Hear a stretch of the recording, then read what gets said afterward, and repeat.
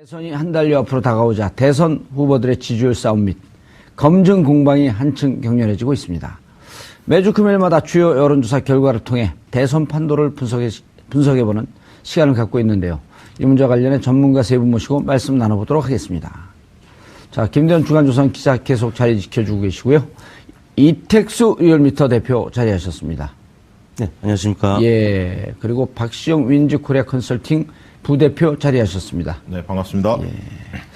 자, 시청자 여러분들께서도 함께 참여해 주시기 바라겠습니다. 샵 5400으로 토론에 참여해 주시면 저희가 반영해 드리도록 하겠습니다. 자, 정당 지지율. 네.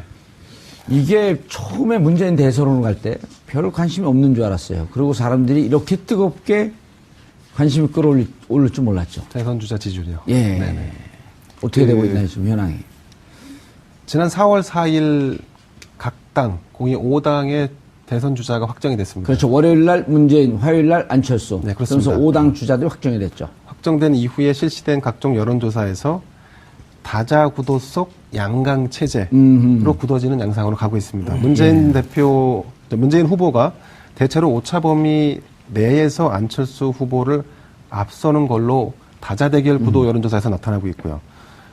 홍준표, 유승민, 심상정 후보는 여전히 10% 이하의 지지율을 받으면서 3약 구도로 가고 있는 상황입니다. 예, 알겠습니다.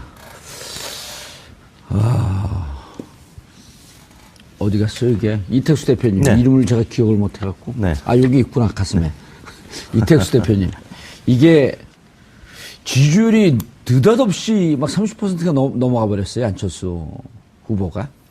각 당의 경선이 이제 끝나면서 예. 특히 이제 민주당의 경우에는 안희정 지사, 그다음에 이재명 시장을 지지했던 지지층이 문재인 후보 쪽으로 흡수되지 못하고 경선 후유증이죠. 어디로 갈지 모르는 지지층들이 지금 일부가 또 상당수가 안철수 후보 쪽으로 갔다고 봐야 되겠죠. 과거에 반기문을 지지했던, 그리고 예. 황교안을 지지했던, 그리고 그 다음에는 안희정을 지지했던 지지층들. 그러니까 중도 성향의 혹은 뭐 보수 성향의 유권자들이 지금 안철수 후보 쪽으로 상당히 쏠림 현상이 나타나고 있고요. 예, 돌고 도는 지지율이네요, 그거는. 그렇죠.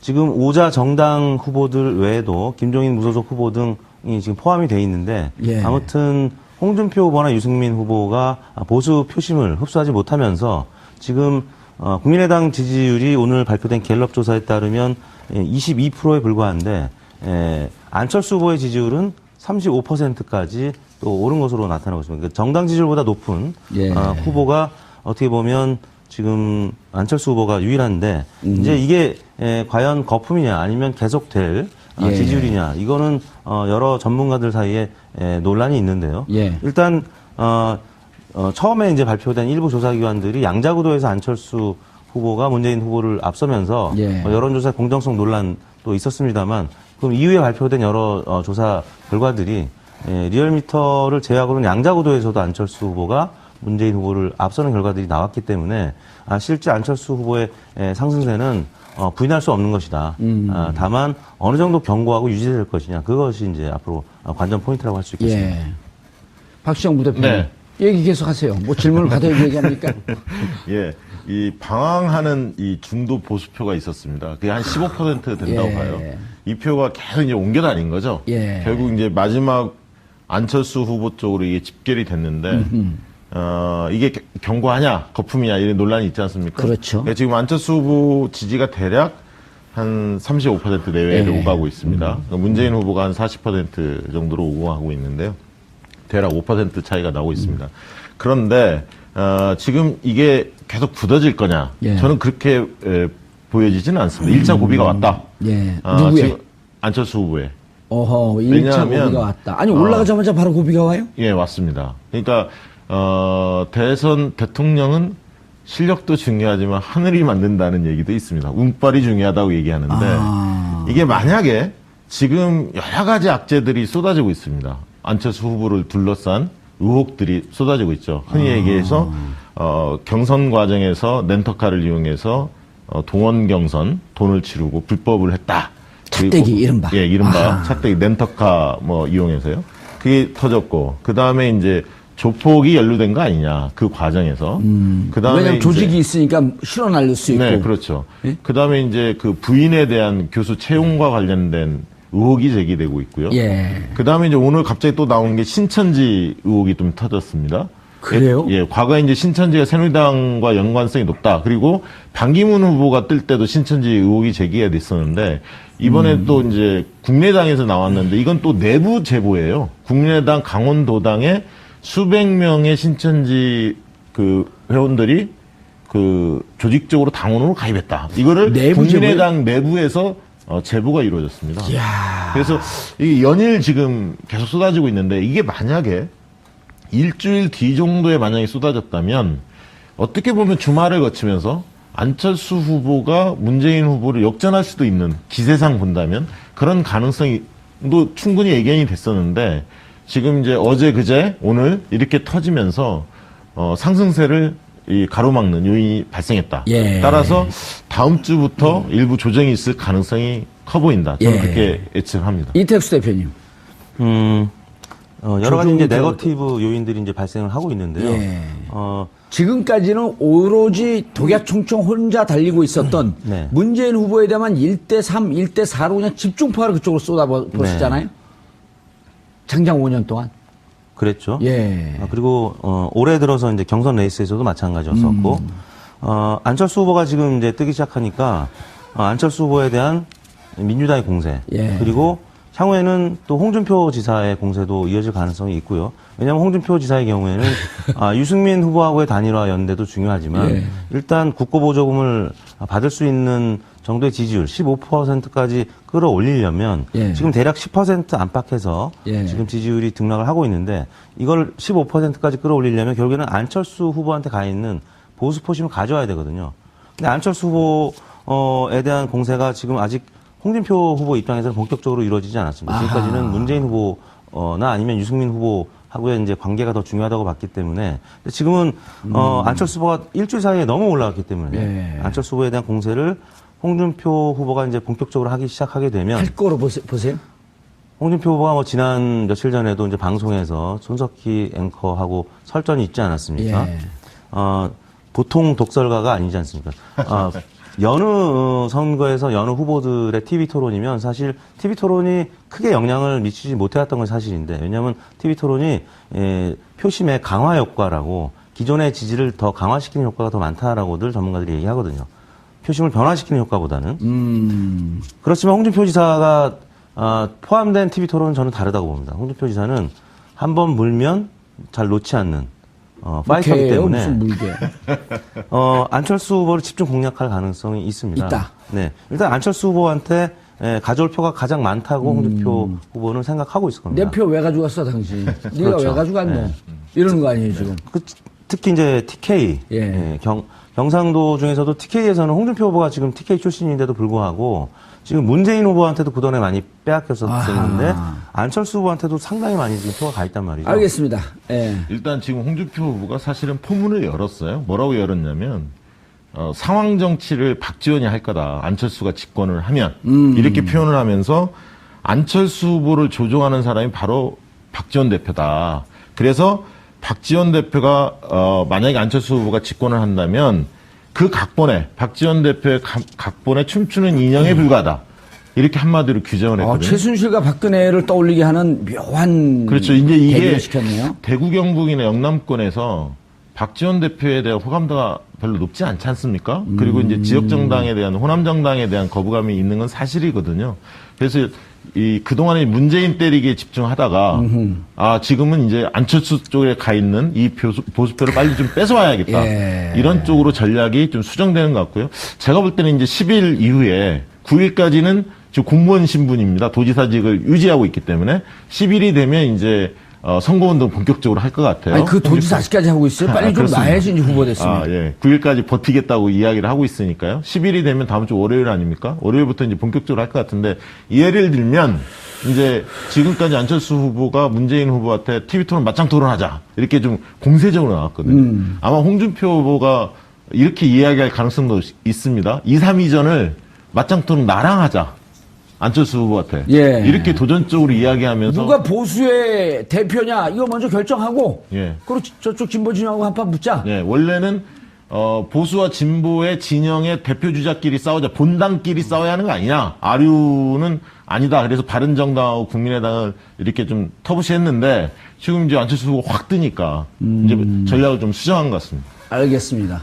할 얘기 없어요. 아까 뭐 일부에서 날라다니더니. 일본은 아주 중차대한 사안이었지 않습니까? 예. 물론 이 사안도 이거는 중요하긴 하지만 그러면 소차대한 사안이에요 이거는?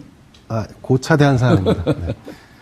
네. 저도 안철수 후보가 워낙 빠르게 지지율을 치고 올라왔기 때문에 좀 불안하죠 그러면은. 네, 불안하죠. 그리고 이 안철수 후보에게 가 있는 표를 잘 보면 아까 말씀하신 대로 반기문 전 총장에게 갔다가 또 황교안 전 권한대행에게 현 대통령 권한대행에게 갔다가 안희정에게 안희정에 갔다가 갔다가 또 이거 온 거지 않습니까? 예. 이게 고착화되기 위해서는 상당한 시간이 사실 안철수 후보에겐 필요한 건데요. 지금 그 시간을 갖기도 전에 벌써 치고 들어온 거지 않습니까? 왜냐하면 상대적으로 볼 때 자유한국당이나 바른정당에서는 상황을 놓고 보니 문재인 후보가 가지고 있는 표는 아무리 두드려도 나에게 올 표가 아니라는 것은 명확해 보이는데. 홍준표 지사 입장에서. 그렇죠. 근데 상대적으로 안철수 후보를 예컨대 공략했을 때는 그 표가 나에게 올 것이 분명해 보이는 상황이 됐거든요. 예. 그러니까 지금 상황에서는 이제는 안철수 후보에 대한 그들 표현으로 하면 검증인 거고 우리가 보는 시각에서 본다면 네거티브가 시작된 거죠. 예, 알겠습니다. 이 대표님 이게 네. 여론조사가 말이죠. 예. 정말 중요하고 재밌다라고 하는 이 화제를 이 방송계로 끌고 나온 최초의 인물이에요, 제가. 아, 아무도 그렇습니까? 인정 안 합니다. 인정하십니까? 하는 방송이 없어요, 일단. 아, 그런가요? 그럼요. 네. 두 분이 나왔고 본격적으로 여론조사 예. 토론해 본 적이 있어요? 이걸 제가 자그마치 네. 2015년에 개인 방송에서 시작한 거예요. 네, 네. 알고 찍자. 왜냐면 국민들이 알고 찍어야지 네. 좋은 나라 만들고 내가 행복한 나라 만들거든요. 근데 요즘 이제 사람들이 이제서야 여론조사가 재밌다는 거예요. 아, 이제서야. 네. 2년. 이게 이렇게 일찍 태어나면 좀 불편해, 세상 살기가. 그때도 재미있어 했어요. 없었어요. 우리 박시영 부대표님 얘기할 땐 재밌어 했고요. 같이 패널로 나왔던 분이 얘기하면 재미없어 했어요.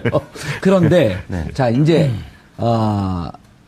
재밌는 게 있어요. 여론조사를 보면 이게 과학처럼 보이거든요. 네. 실질적으로 과학적 흐름을 쫓아가는 거 아닌가요? 아니면 흐름을 과학화시켰든지. 네. 안희정 지사와 이재명 시장한테 갔던 네. 이 지지가 도대체 같은 정당인데 문한테 왜 안 오냐? 네. 이거 보통 사람들은 대충 얘기를 해도 궁금한 게 많은 거예요. 그렇죠. 안희정 지사나 이재명 시장은 앙금을 이제 풀 수 있겠지만 예. 안희정 지사나 이재명 시장을 지지했던 지지층은 아직도 상처가 굉장히 크고 그러니까요. 그 상처를 결국에는 안희정 지사나 이재명 시장이 좀 풀어줘야 되고 그분들을 이제 풀어주려면 문재인 후보가 또 손을 내밀어야 되고 오늘 그래서 문재인 후보가 안희정 지사한테 지금 찾아갔죠. 그래서 앞으로는 이런 앙금들이 조금 풀어질 것이라고 보고요. 또 예. 주말에는 뭐 호프 한 잔씩 하기로 보도가 났거든요. 예. 그래서 이제 이 지지층들은 호프를 누가 한다는 거예요? 문재인 후보와 문재인. 이 나머지 이 민주당의 세 경선에 명, 출마했던 최성 후보까지 3명. 예, 안희정, 이재명. 이분들이 네. 호프 미팅을 한다. 네, 문재인 후보가 호프 미팅을 한다고 주말에 우리의 예, 호프에게 보도가 나왔고요. 희망을 주기 위해서 호프 미팅을 한다. 네. 이런 건가요? 그럼 조금씩 풀리겠죠. 그리고 계속 부유했던 반기문, 황교안, 안희정에서 부유했던 이 유동층. 그래서 이제 고정 지지층이라고 아직은 볼 수가 없다라는 얘기이기 때문에 당내에서 그러니까 민주당 당내에서는 이거는 질소과자다 아니면 맥주 거품이다 계속 애써 이제 평가절하하고 있는데 실제 좀 지금까지 부유해 왔기 때문에 과연 이 지지층들이 문재인 홍준표 후보 쪽으로 다시 옮겨갈 가능성도 여전히 또 남아 있어서 예. 그래서 이제 문재인 후보 쪽에서는 평가절하하는 것인데요. 지금 저희가 이제 여론조사 결과들을 일제히 보면은 공통적으로 나타나는 것이 뭐냐면 예. 비문 단일화에 대해서 찬반을 물어보면 반대가 한 50%가량 일제히 이거는 거의 동일하게 나타나는 비문 거죠. 단일화라고 하면 문재인을 제외한 네. 나머지 후보들이 약 한 명 후보로 해갖고 1대1 구도를 만들자. 그렇죠. 그러니까 안철수 대 문재인 대결 구도하면 안철수가 높게 나오는 조사 결과들이 나오고는 있습니다만 비문 단일화에 대한 질문을 하면 반대 의견이 50%가 반대. 50%를 상회하거나 뭐 50%에 근접한 이유는 뭡니까? 왜 명분이 반대는? 없다는 거죠. 왜냐하면 이번 뭐 탁탁 만드는 거냐? 보통은 이제 대통령 선거가 전망형 투표, 그러니까 예. 미래를 보고 정책과 비전을 보고 투표하는데 이번 대선 같은 경우는 박근혜 대통령을 심판하는 그런, 그리고 새누리당 정권 심판하는 패권력 투표에 가까운 그런 선거이기 때문에 예. 그래서 이런 비문 단위가 이제 질문을 반대하고 하면 50%쯤 된다. 비문, 그러니까 인위적인 예. 인물을 두고 반대하는 그것은 명분이 없다라고 보는 거죠. 그래서 예. 그래서 이제 안철수 전 대표를 지지하는 지지층이 다소 흔들릴 수 있다라는 어떤 징표가 되는 질문이기 때문에 그래서 이제 고정 지지층일지는 조금 더 지켜봐야 될 것 같고 예. 그럼에도 불구하고 이제 워낙 박빙으로 지금 붙어 있고 또 일제히 보수 언론과 또 종편 방송이 안철수 전 대표에 대해서 굉장히 집중 조명을 하고 있고 문재인 후보에 대해서는 굉장히 부정적인 기사들을 최근 며칠 예. 동안 많이 쏟아냈기 때문에 예. 지지율이 굉장히 지금 접전을 벌이고 있는 거죠. 예, 알겠습니다. 예. 예, 앞으로 이제 쟁점이 보충할 게 좀 있나요? 제가 다른 질문이 좀 있는데. 예, 말씀하시죠. 다 알아요? 다 대답할 수 있어요? 네. 알겠습니다. 뭐냐면 이제 네거티브인데, 네. 결국은 지금 이제 문재인 후보가 약 4년 동안 그 네거티브나 혹은 검증으로 시달렸단 말이에요. 네. 실질적으로 그게 많은 분들이 전문가들이 모여서 얘기하게 되면은 제가 다른 방송을 안 보는 이유가 전문가들이 이 말은 나오는데 네. 깊게 고민하지 않은 얘기들이 많이 나와요. 귀추가 주목된다. 네. 지켜볼 일이다. 지켜볼 거면 자기들 얘기를 왜 들어요? 그냥 혼자 집에 있으면 되지. 네. 그래서 분명하게 요 흐름에 대해서 정말 깊게 고민한 듯한 내용들이 좀 나가주면 네. 시청자분들 판단의 근거가 되거든요. 네. 그러니까 그런데 네. 여론조사마다 들쭉날쭉해. 그래서 제가 궁금한 게 네거티브에 대한 궁금한 게 하나 있고 여론조사 기관들이 뭔가 여론을 추적하면서 분석하는 게 아니라 여론을 만들려고 장난치는 거 아닌가 하는 생각도 들어갔고 여론조사 이 회사들 네. 관리하는 법 좀 만들었으면 좋겠어. 그런 선관위에서 이제 그런 규제들이 강화되고 있습니다. 이제 그래요? 등록제를 하겠다라고 예. 나서고 있는데요. 규제가 꼭 좋은 것만 아니죠. 것만은 예. 아닙니다. 그런데 최근에 이제 네거티브요. 네거티브부터 예. 좀 말씀을 드리면 문재인 후보의 경우에는 경선 과정에 제가 볼 때는 가랑비에 옷 젖듯이 이 데미지를 좀 입었습니다. 예. 그러니까 아들 의혹 문제가 제일 컸던 것 같고요. 예. 그래서 이제 그런 부분들을 어떻게 대응할 거냐가 굉장히 캠프는 항상 중요한데 이 문제를 좀 쉽게 본 측면이 있는 거 아니냐. 쉽게 봤어요. 예. 그래서 이제 정유라 사태가 있었기 때문에 조금이라도 그리고 문 후보 같은 경우도 굉장히 좀 깨끗한 이미지가 있었지 않습니까? 그렇기 때문에 진위 공방 문제에 대해서 본인들은 과거 10년 전에 일어났던 일이고 과거 2012년에도 충분히 해명했다 이렇게 이야기를 하지만 그거를 다 기억하는 유권자가 얼마나 있겠습니까? 제가 보기엔요. 예. 그거 정확히 아는 사람은 2, 3%밖에 안 됩니다. 예. 이제 그런 부분에서 대응에 있어서 제가 볼 때 좀 미숙한 부분이 있었고요. 그다음에 이제 이재명 후보하고 경선 과정에서 이제 재벌 개혁 문제라든가 여러 가지 이 논쟁을 벌이면서 예. 좀 선명한 자기 입장들을 내보이지 못하면서 그리고 몇 가지 또 실수들도 좀 있었죠. 예를 들면 전두환 표창 문제 또 인사 잡음도 좀 있지 않았습니까? 영입 인사 관련해서 그런 것들이 조금씩 잡매들을 막기 시작해서 이미지가 과거보다 조금 후퇴했다. 저는 이제 그렇게 좀 보여지고요. 이미지가 후퇴했다. 예. 좋은 포인트인데. 그래서 이제 문 후보 같은 경우는 경선 과정에서 아까 있던 앙금 때문에 아직 다 붙지 못하는 이재명, 안희정 지사의 지지층이 있는데 저는 안희정 지사의 지지층은 쉽게 많이 붙을 수 없는 구조입니다. 그건 아까 얘기했듯이 무지개 연합의 성격을 띠는 지지층이었거든요. 보수, 중도, 진보가 같이 망라돼 있었기 때문에 경선이 끝나고 하나로 모여지기는 어렵고요.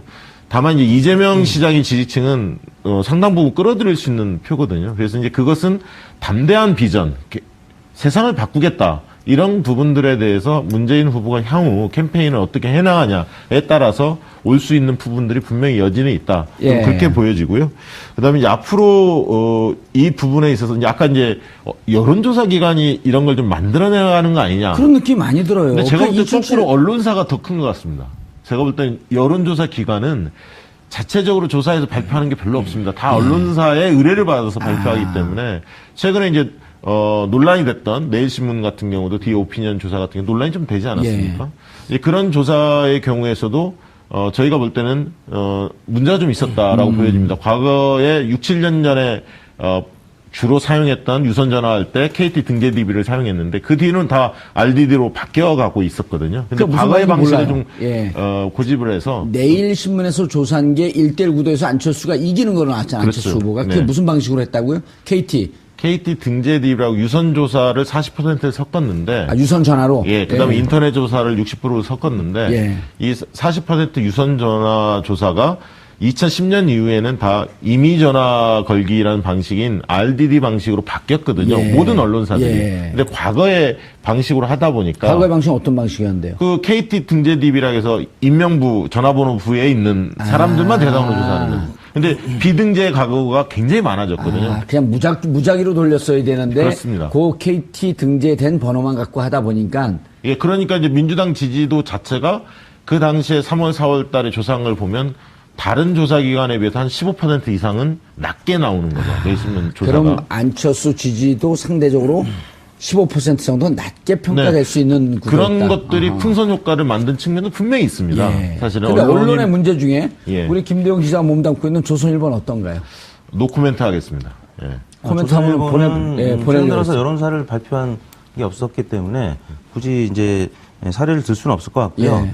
일단 내일신문 디오피니언 이 조사는 이제 2015년 11월부터 그 전에 RDD 방식으로 하다가 2015년 11월부터 KT 등재 방식. 네, KT 등재 그것도 2012년 이전에 발표된 전화번호부에서 왜 그렇게 하거든요. 바꿨죠? 그건 이제 비용의 문제일 것 같습니다. 왜냐하면 전화번호부 등재 가구로 조사를 하면 응답률이 20%가 넘게 나와요. 근데 그렇지 않은 경우는 10%대입니까? 10% 이상이 응답률이 높게 나오니까 고의적으로 그렇게 한 건 아니고 비용 네, 때문에 비용 그랬을 절감 것이다. 때문에 아마 그렇게 한 것 같습니다. 두 번째는 인터넷 패널 조사도 비용이 ARS 조사만큼 비용이 저렴하거든요. 그러니까 내일신문은 비용 절감 차원에서 아마 이 방식을 쓴 것 같은데 그동안에는 요즘 이 사실은 방식을 다른 여론조사 기관 안 쓴다는 거죠. 거의 안 쓰죠. 거의 안 씁니다. 거의 안 언론사에서 쓰고 쓰는 데는 없습니다.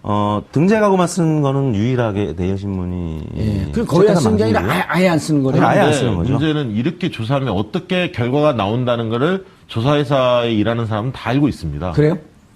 그래서 나름은 인터넷 대답을 패널 하세요. 조사. 대답을 하세요. 그래요, 안 그렇죠. 그래요? 등재 가구는 예. 저희 리얼미터도 일부가 반영이 돼 있습니다. 왜냐하면 등재 가구를 쓰는 유선전화 가구가 엄연히 있기 때문에 저희는 일부는 한 쓰지만. 뭐 10% 정도만 아마 등재 가구일 거예요. 근데 유선전화가 40%. 10%밖에 안 되고 그 중에서도 그러니까 저희는 한 5%밖에 안 되겠네요. 근데 이 등재 가구만 조사하면 안철수나 혹은 홍준표나 굉장히 높게 나옵니다. 보수 표심이 높게 나와요. 알겠습니다. 네. 예. 그렇기 때문에 이 방법을 쓴 거는 조금은 문제가 있는데 인터넷 패널 방식으로 이제 보완을 하려고 했던 거죠. 왜냐하면 인터넷 패널은 다소 또 진보적으로 나올 수 있기 때문에. 다만 인터넷 패널 조사는 무응답층이 많아서 또 민주당 지지율이 좀 낮게 나오는 경향이 있습니다. 예. 그러니까 여러모로 민주당 입장에서는 내일신문 조사가 좀 불리하니까 문제 제기를 할 수도 있는데 법적으로는 문제가 안 돼요. 알겠습니다. 네. 조선 일보를 한번 슬쩍 치고 넘어가려고 했더니 조사를 안 했나 보네요, 요즘. 회사가 좀 어려운가요, 경영 상태가? 아니 뭐 여론의 추이를 반영하는 거는 뭐 여타 언론사도 다 하고 예, TV 있고요. 조선은 예. 또 최근에 곤혹한 사정도 경험을 했고 잘 모르시나요? 글쎄 뭐 금시초문입니다. 그게 뭐 주간 조선이니까 잘 모르실 수도 있겠죠. 예, 아니 뭐 예, 금시초문입니다. 네. 자, 여론조사가요. 아까 이제 지금 네거티브 얘기하다 말았는데 네거티브하고 검증은 종이 한 장 차이예요. 보는 시각에 따라 다른 거겠죠. 예. 그런데 지금 이제 안철수 후보가 조폭 차떼기 문제. 조폭은 정확하게 하면 4개입니다. 네. 차떼기 문제. 그다음 조폭과 함께 사진 찍힌 문제. 그다음에 부인 대학교 교수로 채용되는 문제. 그다음 신천지 연루설. 이런 게 영향을 미칠까요?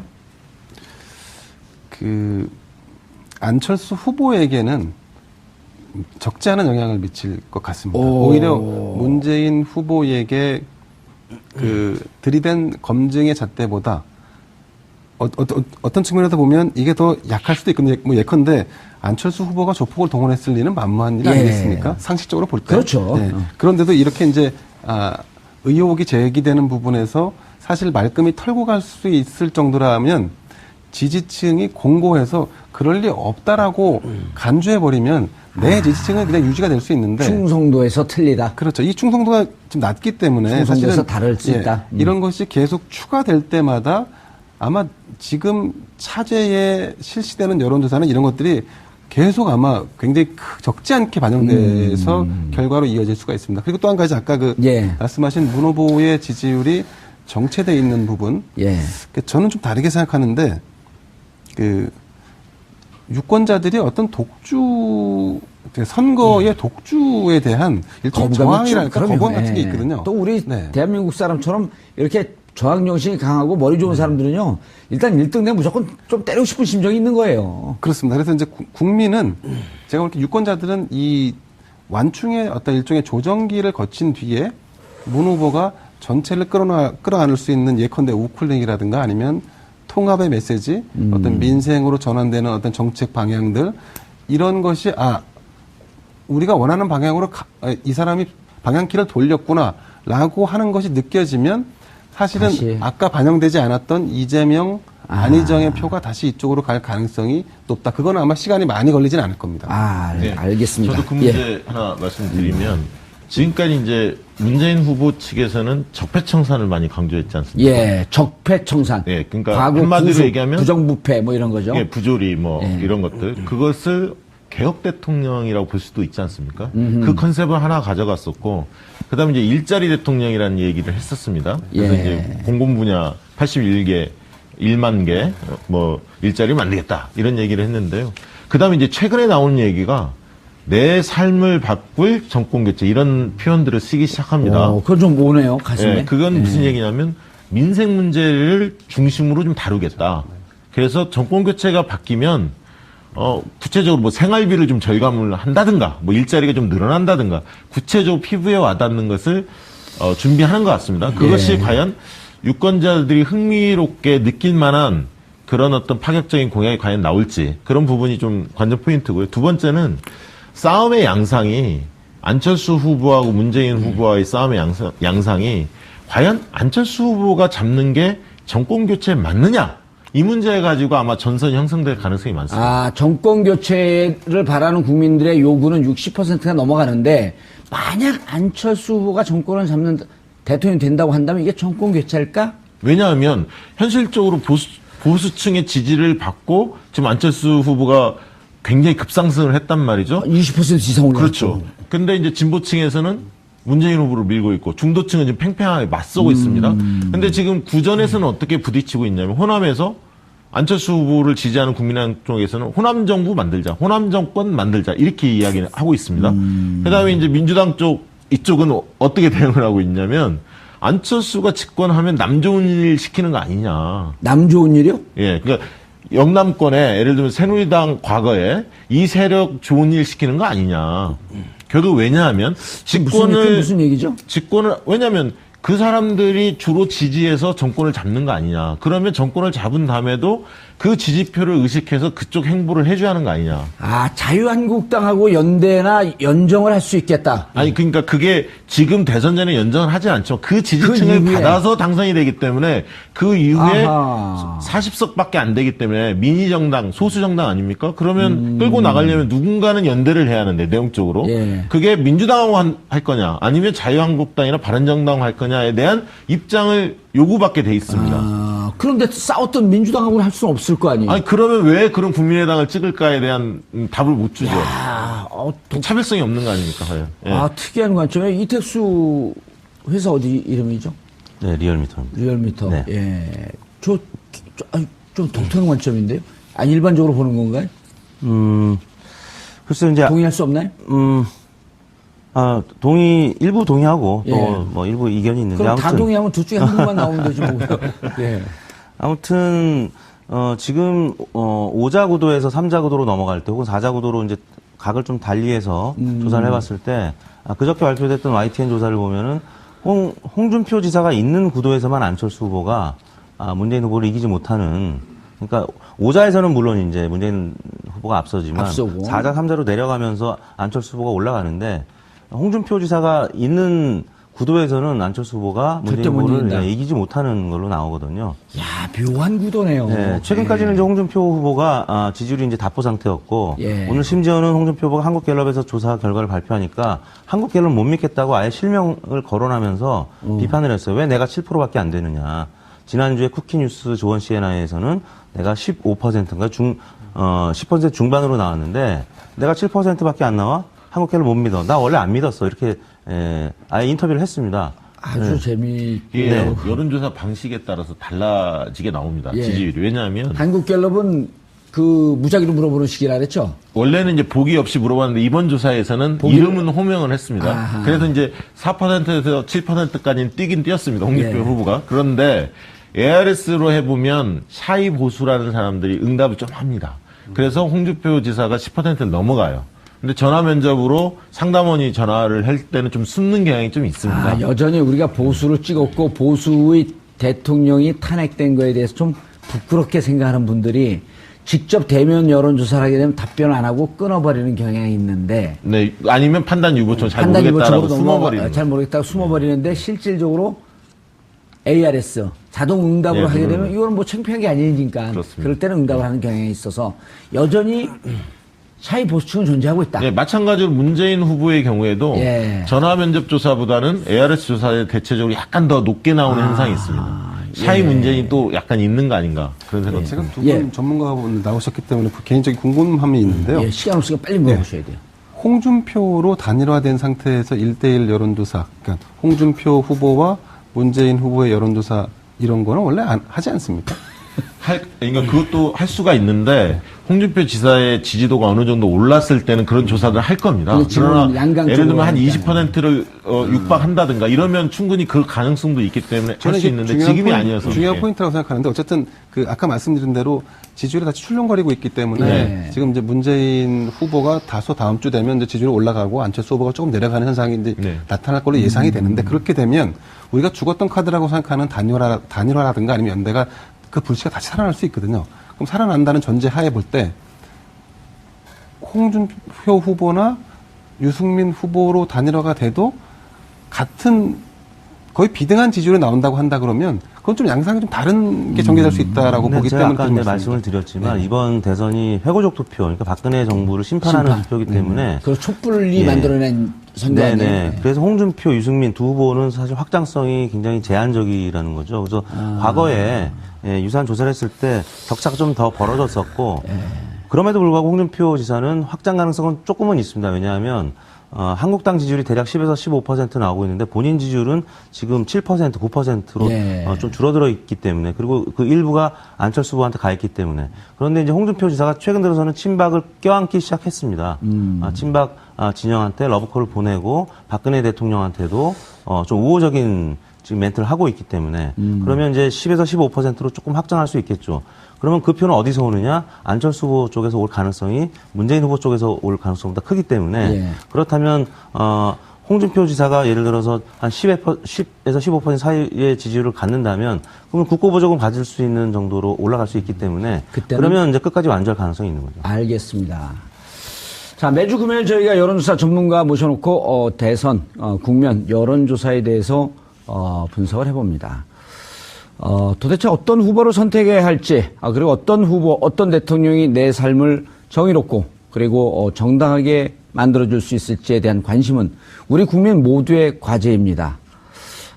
개인의 호불호를 떠나서 이 후보에 대한 지지를 반대한다든지 혹은 이 후보에 대한 지지를 한다든지 해서 국민들이 갈등하거나 감정적으로 지나치게 대립하는 상황은 옳지 않다고 볼 수 있습니다. 저희가 여론조사 분석을 통해서 여러분들이 선택을 보다 좀 더 냉철하게 할 수 있고 정확하게 할 수 있게끔 좋은 무기를 제공하겠습니다.